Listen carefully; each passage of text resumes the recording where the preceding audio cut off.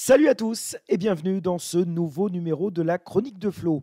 Alors aujourd'hui, on va parler de la station des Contamines Montjoie. Vous le savez, les Contamines a été un des tout premiers villages touchés à l'époque en France par le Covid-19.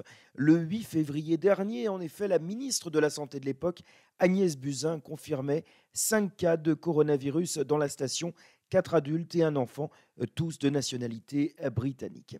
Alors, dans une première partie, nous verrons ainsi comment est gérée cette crise sanitaire aux Contamines Montjoie, avec, pour en parler, justement, le maire de la station, Étienne Jacquet.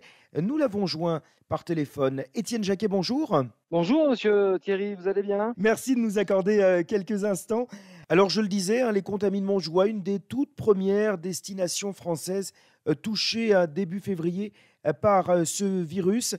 Rappelez-nous comment cela s'est passé à l'époque, aussitôt que vous avez appris ces cas de contamination. Comme vous le soulignez, on a été effectivement très marqué dès début février par un premier cluster, c'est-à-dire un chalet avec 11 personnes. Sur ces 11 personnes, une personne confirmée positive en Angleterre. L'enquête a été menée. On a découvert qu'il y en avait 5 qui étaient positifs. Ces personnes-là, début février, ont été identifiées et hospitalisées. Et après, on a eu une première gestion de crise, si vous voulez, très, très, très locale, qui nous a permis effectivement de déjà prendre connaissance de ce qu'était une crise sanitaire de ce type à l'échelle du territoire. Et puis ce qui arrive aujourd'hui, effectivement, ça fait que confirmer ce qu'on a déjà vécu, nous, au mois de février. Ces quelques cas de Covid vous ont peut-être permis d'anticiper davantage la crise qui s'annonçait. La station a d'ailleurs souvent été citée en exemple dans la gestion de la crise. Citer en exemple, oui, parce que surtout dans la mesure où, si vous voulez, à cette époque-là, on a été assailli par les médias, donc il a bien fallu répondre, il a fallu expliquer, il a fallu rassurer les gens, il a fallu rassurer la population, ce qui n'a pas été simple,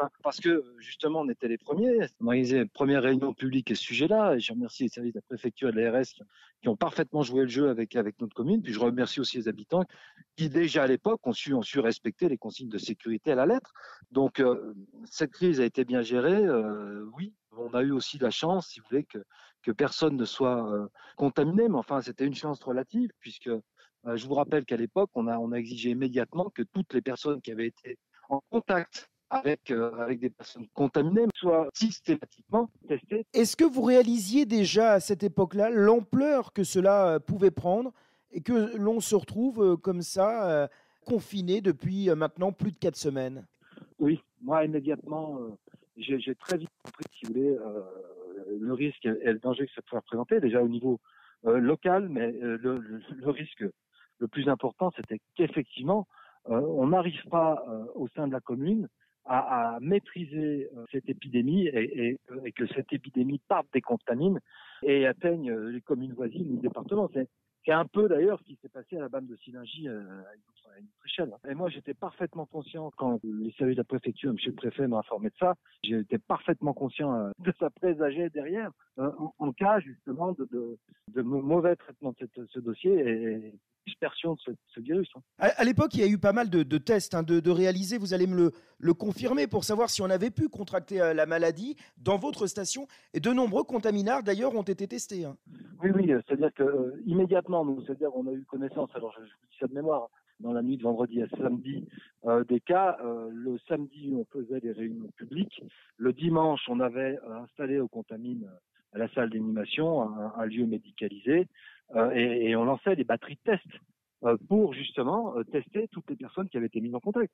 Et je pense que c'est ce qui nous a permis très rapidement d'être assurés et c'est ce qui nous aurait permis, s'il y avait eu une divagation de ce virus, de pouvoir très très très vite endiguer toute épidémie partant des contaminés. Et on a eu effectivement les 5 personnes qui étaient dans ce chalet qui ont été diagnostiquées positives.